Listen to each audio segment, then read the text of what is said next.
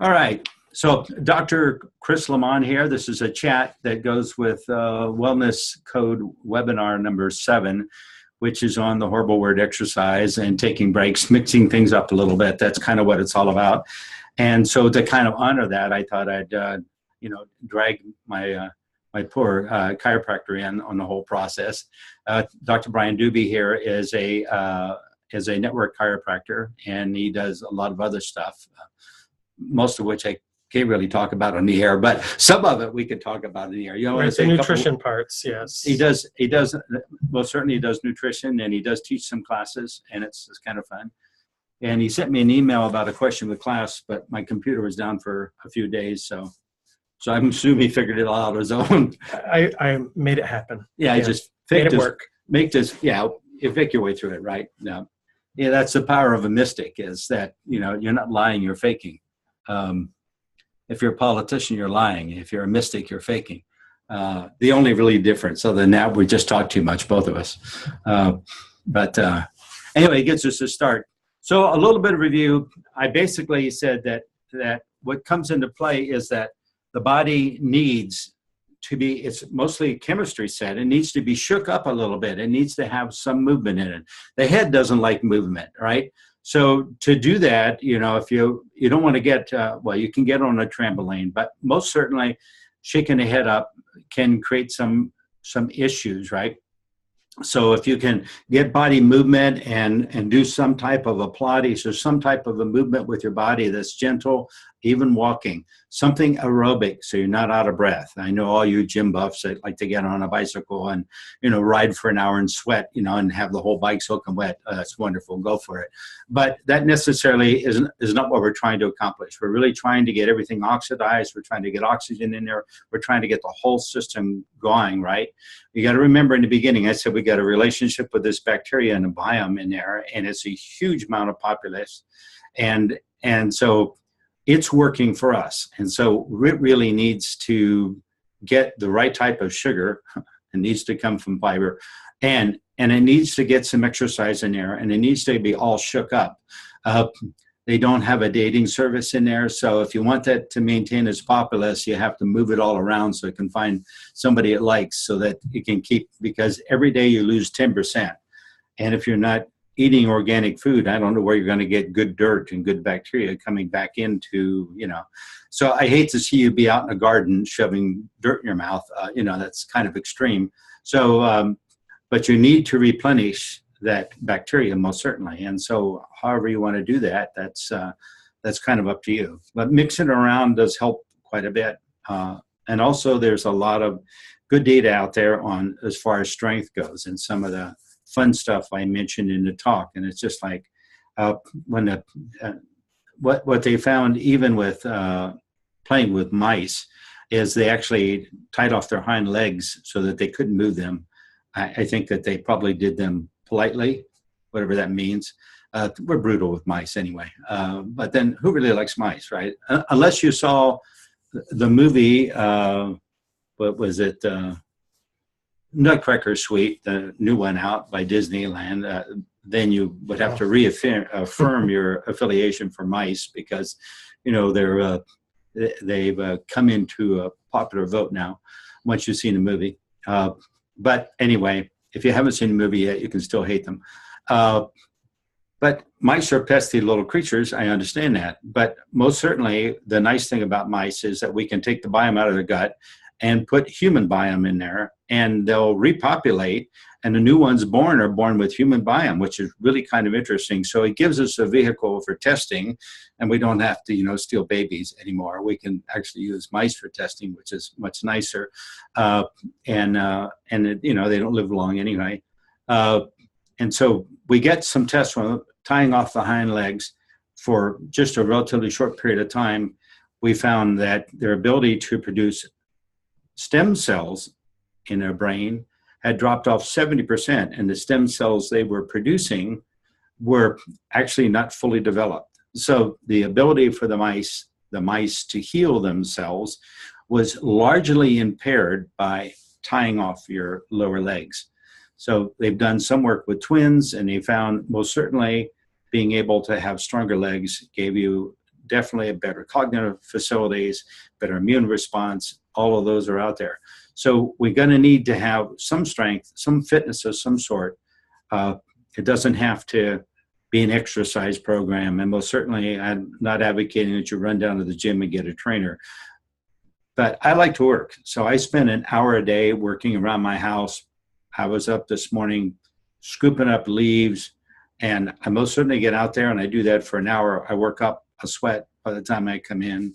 My wife says, "Where were you? You're all wet and it's cold out there." Yeah, it was 37 degrees out there, but I managed to warm up pretty good in my t-shirt at 37 degrees. And it was sticking to me from sweating. And so part of it was sweat, part of it was probably the wet leaves, but nonetheless, I got warmed up. And we try to go on a couple of walks a week. And we got our walk in the other day by visiting one of you guys out there. So it was kind of fun. It was a great walk. And so that's what I'm advocating in the idea of fitness. Remember, we're just starting. The next talk will be actually the first one on the technique called Wellness Code.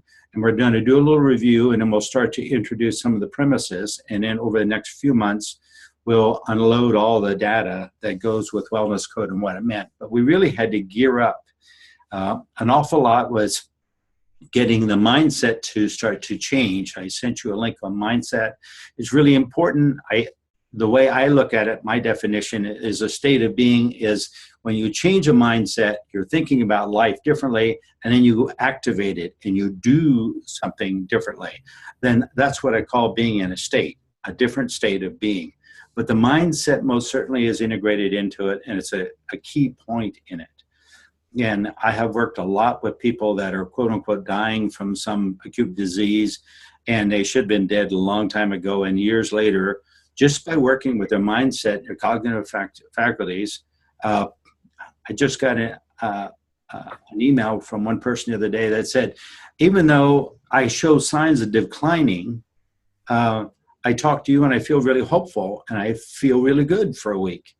And so I don't see a doctor anymore because they've already said I was supposed to die in 2 weeks, and that was 2 years ago. So why go see a doctor, right? But the functions aren't, I'm not getting all that stronger, and I don't have as much movement and flexibility as I had.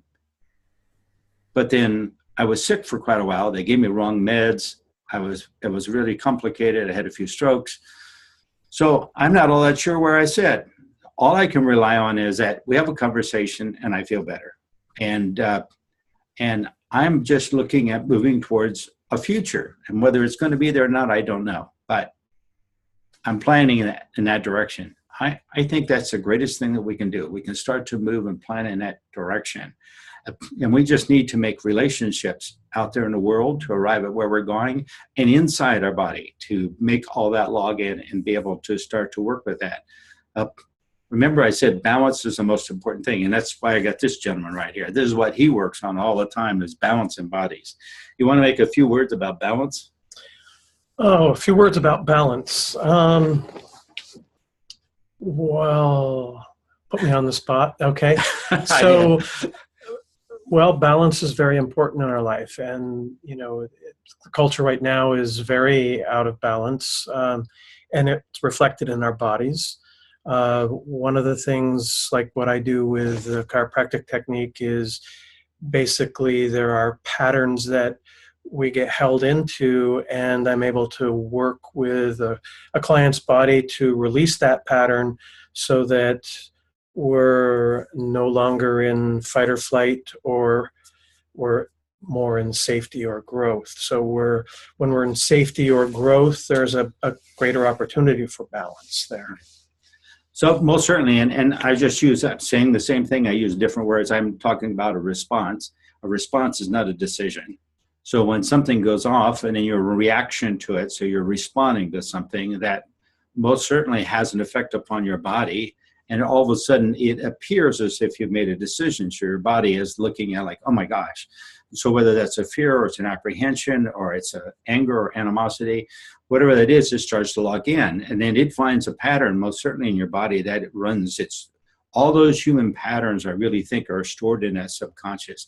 And it just sorts out and finds a pattern. And I'm saying that because research has showed down through the years, even all the way back to Jung, he found people that had the same sketches, the same images, the same thought patterns in mind that were diagnosed in different parts of the world with the same mental disorder.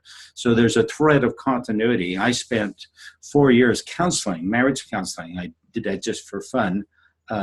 And I figured after, a couple of marriages went by the wayside, I should do a little research. So I did a little research, and I realized I learned nothing.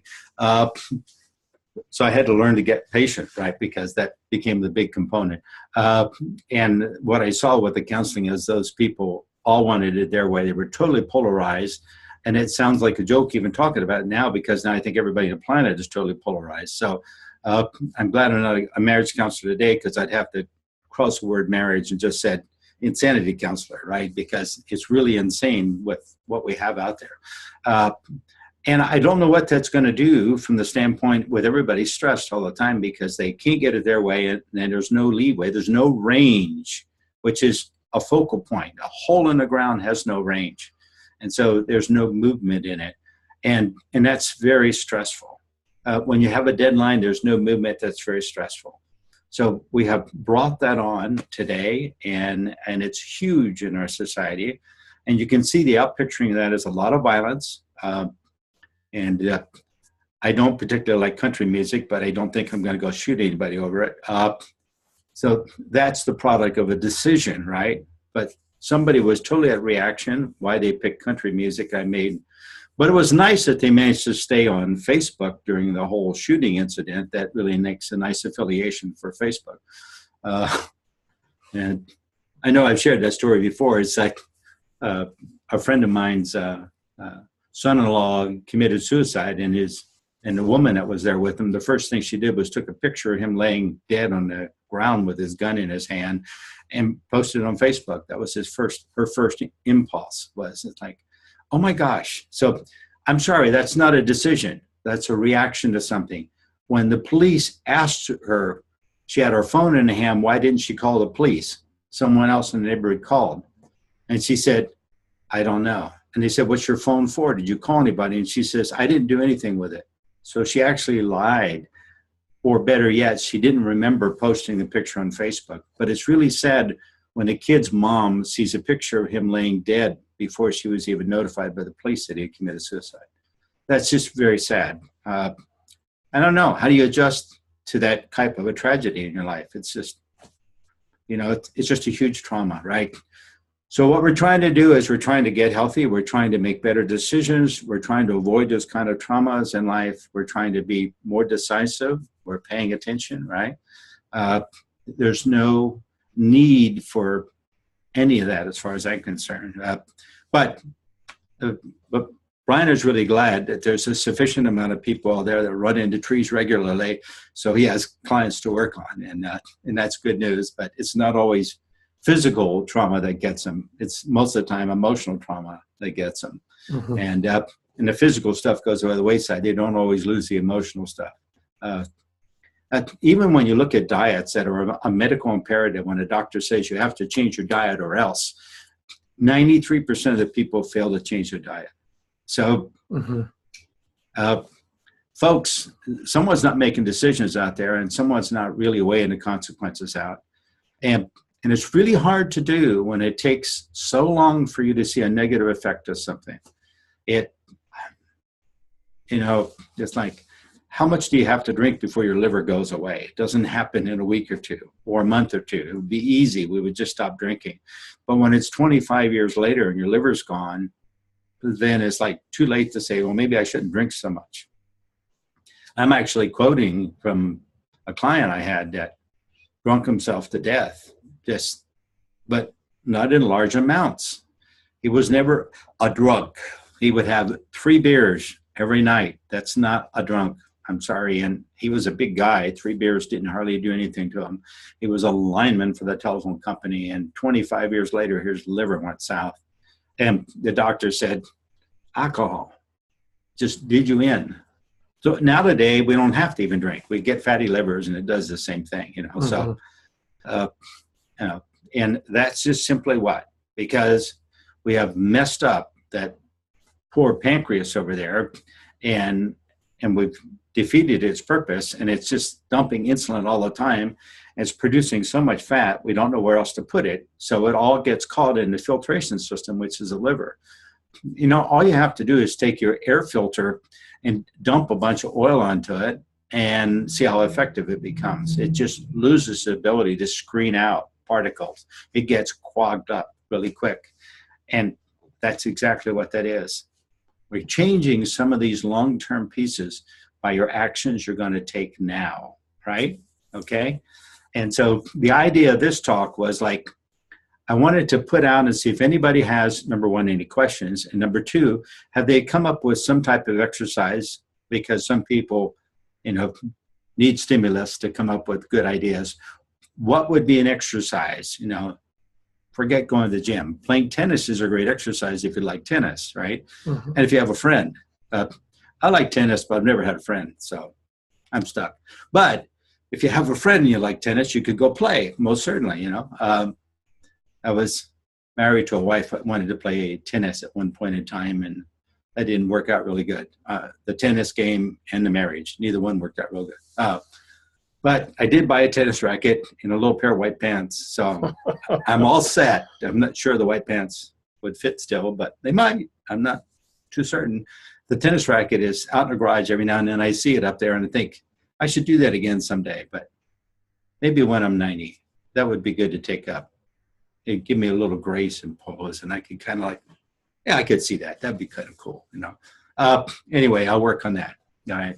So let's turn it out there. So if your mic is off and you would like to unmute your mic and have either a question or a statement or an idea that sounds like, you know, this is how you get warmed up by, you know, short as sex, you guys. Something we can share with real people. So anyway, anybody out there would like to throw out anything? So we got a total of 3 people here. Right. Yeah. And for me, Chris, my love is walking. Yes. Yes. And so I like to walk to places to eat a lot of times. I wish I walked as much as she does. She does a really good job of walking. Yeah. But I try to get that in. Yes, I'd love to. I love to walk places to eat too. And then after I eat, then I have to figure out how am I going to get back. So maybe I should be a little more conservative in what I eat. But I do notice the walk there is much easier than the walk back. And maybe I shouldn't have had that glass of wine with dinner. I'm not all that sure.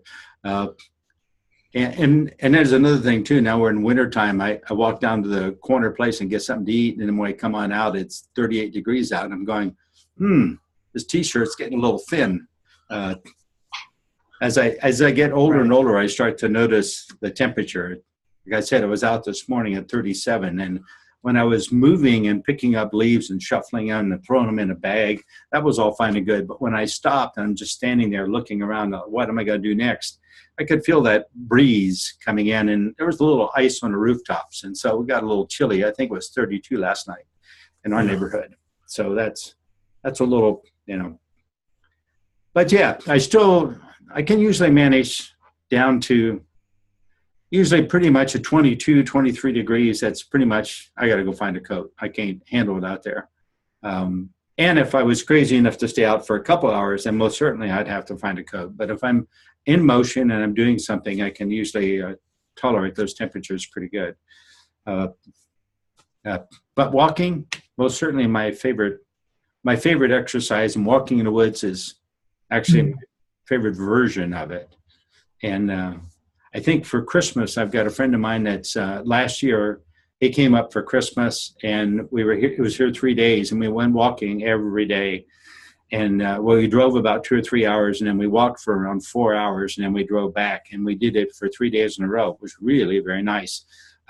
And he was all bundled up. I was out there in a T-shirt with a little hat on. He was all bundled up with a scarf and a hat and everything. But all that walking did us both a world of good. And so it was really nice. So it was one of the most lighthearted Christmases I have. It's not a particular holiday that I it's so commercial. It's not a particular holiday that has any merit in my world. Uh, and I was far more tolerant of all the crazy Christmas music and everything that they want to blast at you. But yeah, I've already been getting decorated cups from Starbucks, so we're already into the field of the holidays, right? Mm-hmm. And yeah, I'm looking forward to more and more walking. Next year, we're going to Morocco and Turkey, and I think we're going to get a lot of walking in. Probably not a lot of water to drink, but most certainly a lot. Well, no booze to drink either. Both are Muslim countries, so I thought it was about time that I kind of surround myself by a Muslim influence since we made them the enemy for whatever reason, and I want to go spend some time in two Muslim cultures and see what that feels like, right? I wasn't all that excited with the little sampling I had of it in India, but I want to really get a better taste of what that's like. So it'll be fun, and you know, I just got to remember not to wear any American T-shirts. I'm not a target. Because especially in Turkey, they've been blowing up tourist buses and things. So my tour company assures me that we'll be on a nondescript bus, and so we'll see what materializes. Anyway, it'll be fun. I like to take risks, which is one of my pieces of insanity.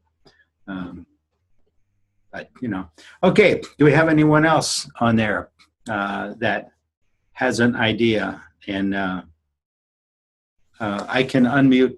Gail, you unmuted, Gail. You did good. I figured that part out. So Good. I was actually thinking about getting a little trampoline so I could make sure I was getting my heart rate up. I think it'd be good for my eyes and my brain and all. And you made some comment about it, so maybe not. Those little trampolines, most certainly. I had one for around 7 or 8 years. When I went down and somebody gifted me with a scan one time, which the radiation probably did more damage than anything else. But I got a scan, and he said I was at 98% chance of having a heart attack, that I should be rushed off to the hospital for angioplastic immediately. That's what they said. So that was option number one. And that didn't get much weight with me. So I decided I better do some other stuff. So I did a little bit of chelation for around a year and got those injections to clean out the arteries. And I got one of those trampolines, and I bounced on that rascal and bounced on it. And I would still have it today. But the apartment I was living is I would be bouncing on it. And for the most part, I would put on a lecture. And I would listen to someone's lecture, and I'd be bouncing on the trampoline. And I found that I got a little zealous or emotionally worked up. I would smack my head on the ceiling. So, Gail, for you, that's going to be perfect. I mean, it really is. And I found it didn't shake up my head. It didn't bother me at all. I used to work out on a large trampoline. One of my neighbors had one growing up, and we'd bounce around on that. And afterwards, I'd be dizzy. And I finally quit doing it. We were a little zealous, and we'd do flips and stuff and whatever. And that really kind of made me dizzy, and a little bit vertigo came into play. And talking to the two kids that were on all the time, they said, yeah, if they're out there for a little too long, they would get that way too. So I just made that association together for that experience. But that little trampoline is not a problem. You're not going to do flips on it, or if you do, you want to have a couch next to you to catch your body. But I think they work really, really good. And I had mine. I think I paid a couple $100 for mine. So it had the heavy duty springs and everything. Right. So really it had a lot of bounce to it. And I was weighing 225 pounds. And that thing was just literally, yeah, if I got really gone, but I'd be smacking the ceiling without a doubt. And so I had to kind of put on a hard hat or something, you know, but it puts dents in the ceiling too. But you won't have that problem. You're shorter. I was living in an apartment, and they have a little bit scaled down, a newer apartment. They had down a scaled down ceilings. They kind of cut 4 or 5 inches off them now to save a few dollars on construction. So, but yeah. Okay. Really does. I used all the power in my legs, and it most certainly made my legs stronger. Okay. And I was doing a lot of running at the time, and I was running half marathons, and that was actually creating a huge amount of cramps in my legs. And I tapered off on the running and stayed with the bouncing. And the bouncing never created the cramps that the running did. Okay. I think the running on hard surface is really what did me in for the running. A lot of those trails were paved. We were on, it was 25 miles into town and 25 back. So we would jog into town, and that's that most certainly is your 26-mile marathon, you know. Okay. So we would jog halfway there and catch a bar, and have a few drinks, and then we'd get down the road a little ways, and then we'd go, oh, hell with this, and we get a taxi and come home. That was usual weekly routine, right? But so the dream was to be able to run that 26, 25 miles, but, you know, never made it that far. I never got past the bar at the halfway point. Okay.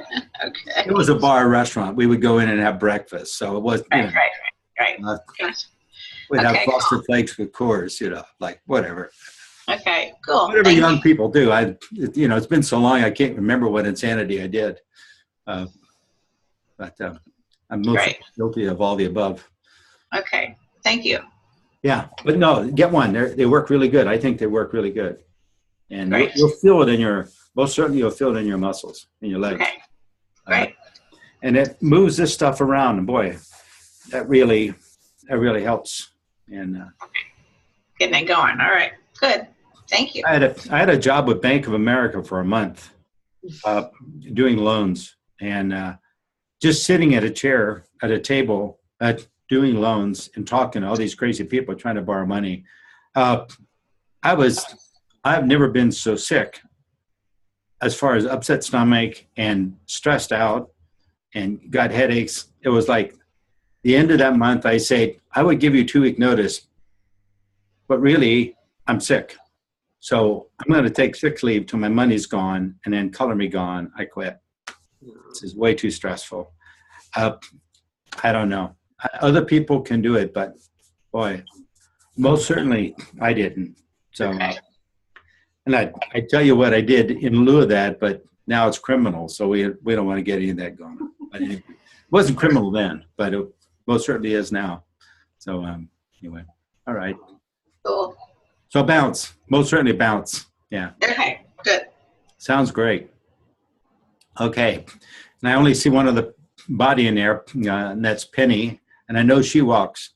She's kind of like Kathy. She's a walker, and most certainly it's a good element of being able to move some things. I've had a few people that have contacted me this week, and we got another one. And that's I always look at the link and say, what the heck? That's Daniel, I think, right? Yeah. Danny? Hi, Yeah. Dad. How you doing? I see you out there. Okay. Yeah. And what do you like to do for exercise? What's fun for you? For who? For you? For me. Can you hear me? I can hear you. Yes. Oh, excellent. What do I like to do for fun? Exercise fun. Okay, I just bought this fantastic thing. You plug it in. It's like a step board. It's electric, and you stand on it, and it shakes the shit out of you. It's brilliant. It's Wow. Okay. That most certainly will play with balance. Yeah, definitely. No, it's really good. It's called it's a vibrating plate. Yeah. Wow.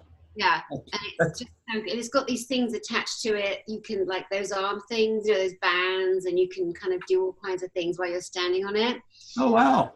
I saw a ton of them at this gym called Heartworks, and the age range there was like 70 plus, all these beautiful elderly people. I mean, like there were 90-year-olds in there, and they were all on these shake machines, and they were all saying that they've lost weight, their bones are stronger, they feel more invigorated, and it was a really wonderful thing to watch, and they fully believed it, and they felt better. So I'm not that age yet, but I thought I'm going to get one of those. Well, it's kind of cool. So for those old folks, does it come with a bottle of Viagra, or is it just? I don't know. All right. Anyway, most certainly a good form of exercise without a doubt. Yeah. And that's fun. So there's a lot of fun things that you most certainly can do out there. I used to have a dentist that when skateboarding came out, that's what he did. And he broke his arm and he quit for a while because he's a dentist. And then he went back to it again, and then he broke the other arm, and then he quit for a while. But he had 3 boys, so they were very competitive, the whole group were. And finally, he managed to get some type of a gear where he could keep from breaking his arms. And he actually wound up becoming, one of those people that go on exhibit, go on shows and do those extreme sports or whatever. He actually became quite proficient, and all 3 of his sons did too. So the family group did a whole thing. Now, I don't know if they ever became world champions or something, but they were always participating in that. It was really a fun activity that they did and together. And so it was really kind of neat. And he got all into custom boards and custom paint jobs and all the insanity that goes along with all that. It was really kind of fun. But physically fit, he most certainly was. And I'm assuming his arms grew back stronger after he'd broken 1 wrist and 1 forearm. But then anyway, that's what he did, trying to keep up with the kids and do those where you flip the board and you land back on it and you jump in the air and you grab the board with your hand and kind of, yeah. I saw videos of him. He looked really good with a helmet and padding gear on and arm supports, but he still looked good. And he still took a few dives, but didn't break anything after he got past the initial shock of it. So there's a lot of really fun activities. Most certainly you can get a lot of exercise on. And I'm looking at buying another canoe. I had a canoe once upon a time. It was a freshwater canoe. Brian actually was able to sell it for me. And I'd like to get a canoe that I can take up here into lakes. I'm not interested in whitewater rapids anymore. I had that canoe for 4 years, and every rapid I went through, I came out of upside down. And after 4 years of doing that and banging my head, I went through 4 helmets, 1 a year, smacking the heck out of my helmets with my head. I decided that maybe I just wasn't meant for that sport. So I want to get a canoe with 2 people where my wife and I could go canoeing, and that way I can make her sit in the back and do most of the work. That's my idea of That's not exercise. Probably not, but well, we'll see what materializes. Anyway, that's one of my goals. I haven't quite accomplished that. Every year, while we get distracted into a different direction or a different pace. And last year we were going to go back and do some pistol shooting, and I checked out the couple ranges that were local. I used to shoot competitively, and so I used to dance competitively. So instead we took dancing lessons rather than shooting lessons. It was, I wasn't all that excited about the close ranges. They were just way too noisy. I like outdoor ranges. I can wear ear protectors. Indoor ranges, even with ear protectors on, it was really echoey and loud in there. And I'm not interested in accumulating more hearing loss. I've got enough hearing loss from the craziness that I've already done. So, I want to be able to be, get to be 90 years old and have them still hear them yelling at me. That's because they do that on a regular basis. Okay. Anyone else with any comments or questions out there on just the whole nature of exercise? It really needs to be a fun thing that you want to get involved in and do. I like in the wintertime skiing, and I've gone through a ton of different summer sports, mostly because I was close to rivers. It was all river sports. I have bought boats in my life and gone water skiing. I really don't like water skiing that much, and I don't like owning a boat that much. It's a lot of work and a lot of expense. So I pulled my energy all out of that. But I've done sailboarding, and I see these guys out in the Columbia River, and it's kind of tantalizing to get back in that again. But then I noticed they're all wearing wetsuits, which tells me that the water temperature around 35 degrees is not something I want to spend a lot of time in. So I don't know if I'll take up. And paddle boarding never excited me too much. So I don't know. No. we'll find. But canoeing, I'm toying with, so we'll see what happens. I'm not sure if I'm going to canoe up and down the Colorado River, but there's a lot of little mild rivers around and a lot of lakes in this area. Most certainly a lot of lakes. So I'm most certainly looking at doing some of that kind of exercise, and then most certainly, once again, you go spend an hour on a canoe and you've got yourself warmed up really good. Even with my wife behind doing most of the work, I'm still going to get warmed up pretty good. I guarantee you. So anyway. Well, I do walking and I like bicycling also. Yeah. I don't get in as much as I'd like to, or as much time. And it's how much time is the best amount of time to. I know with bicycling, that's what I found with bicycling. I like bicycling too, but you can't, like in an hour's time. You go bicycling, it's going to be 50 miles. It's like if I can go for a walk and I can go walk 3-4 miles, come back, and I'm fine. But if I'm going to go bicycling, it's going to be quite a while. And we used to bicycle. When I was bicycling, we would typically go that 50-mile distance. Every day we go out riding, we would ride 50 miles. So 50 miles is not a really massive thing. And these, like Albuquerque and some of those rides are 150, 200 miles. 150 miles is kind of a normal race figure they try to get into. I most certainly could join that race, but I wouldn't be in the front. I could but right now I'm sure I couldn't go 150 miles. I'd be well exhausted. And I've done a lot of trail riding, and that's, for that you need a lot of padding too.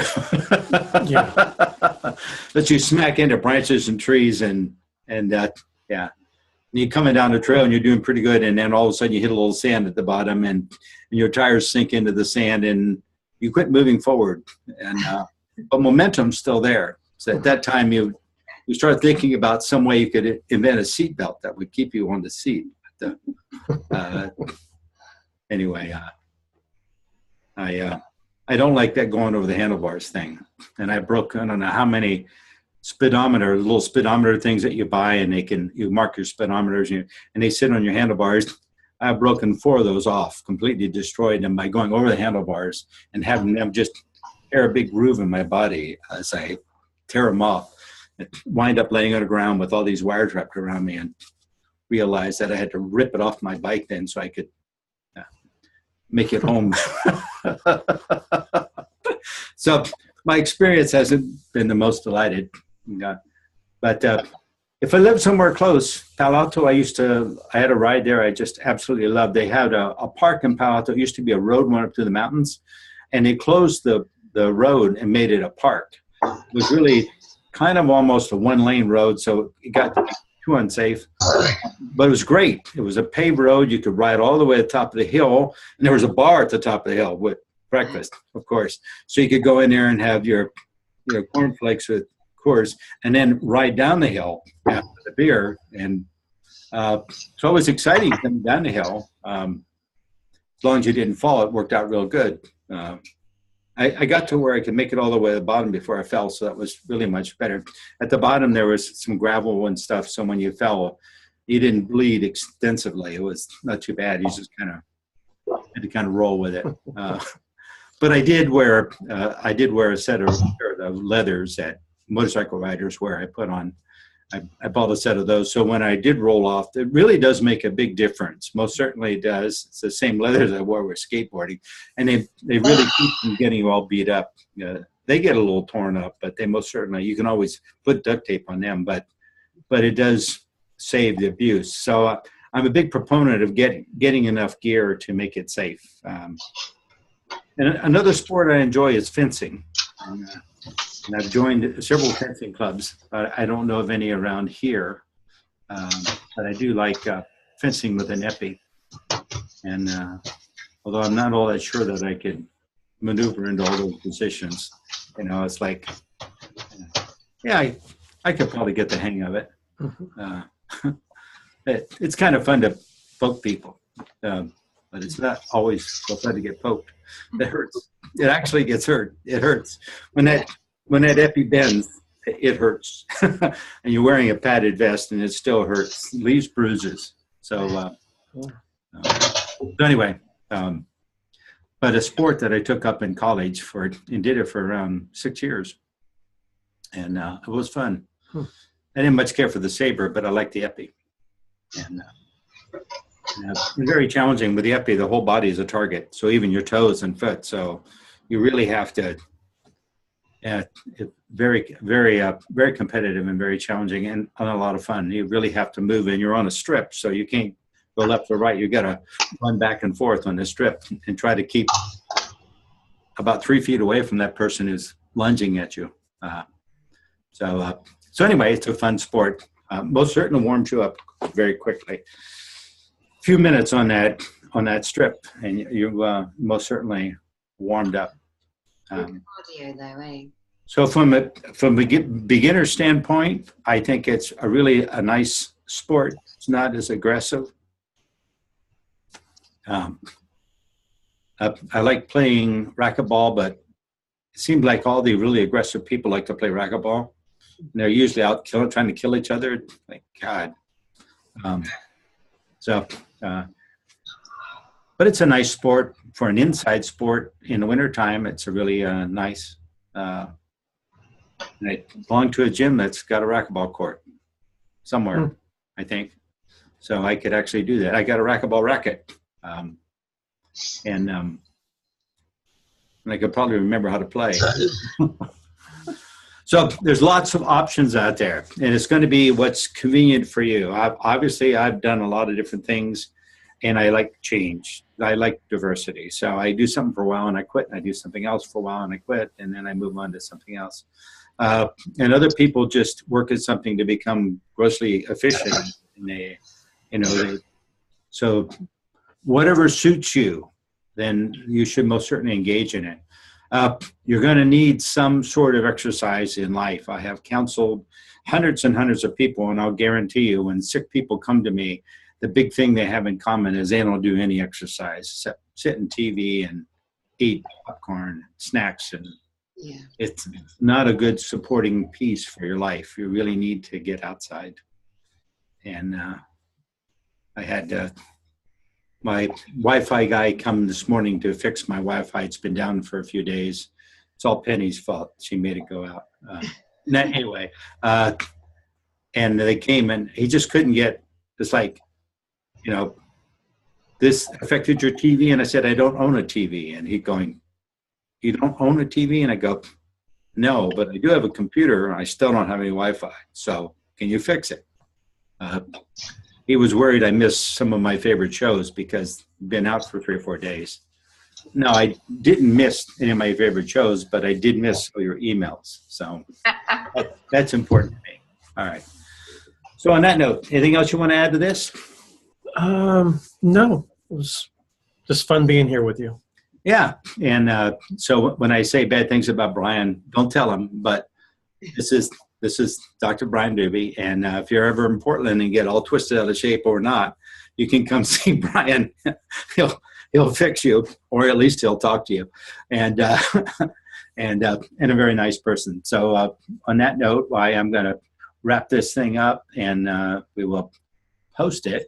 And so it's been really fun talking to you, and we'll launch into the concepts in the Wellness Code, which is what this whole genre of trainings have been about, and you've been kind of conditioned to get into the right mindset so we can start to get you into the right state of being. So on that note, I will end this rascal,